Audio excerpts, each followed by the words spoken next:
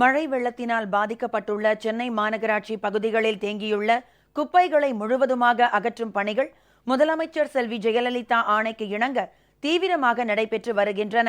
584 வாகனங்களுடன் 22,500 பேர் இப்பணிகளில் ஈடுபட்டுள்ளனர்.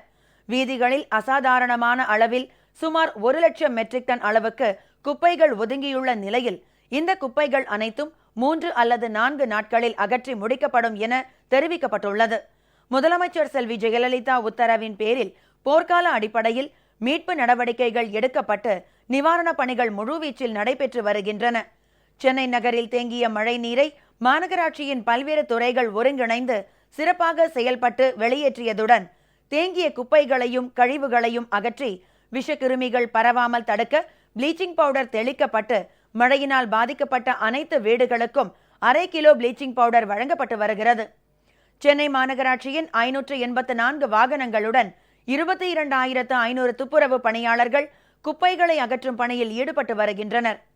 மேலும் முதலமைச்சர் செல்வி ஜெயலலிதா உத்தரவின் பேரில் 9 மாநகராட்சிகள், 23 நகராட்சிகள் மற்றும் பேரூராட்சிகளில் இருந்து துப்புரவு பணியாளர்கள், பணி மேற்பார்வையாளர்கள் மற்றும் சுகாதார ஆய்வாளர்கள் உட்பட 2,150 பேர் வரவழைக்கப்பட்டு துப்புரவு பணியை மேற்கொண்டுள்ளனர்.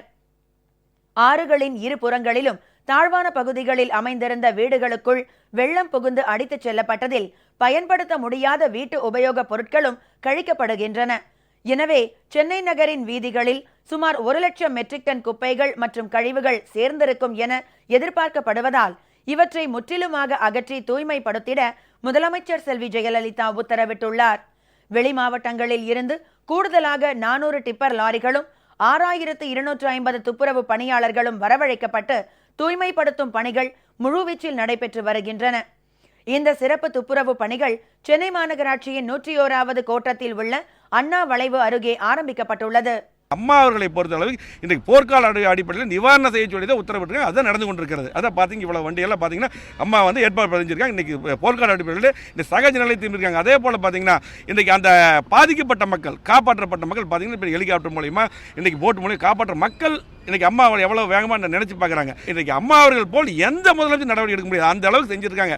3 அல்லது 4 நாட்களில் முழுவதுமாக 100% அளவுக்கு குப்பைகள் அகற்றப்படும் என சென்னை மாநகராட்சி தெரிவித்துள்ளது.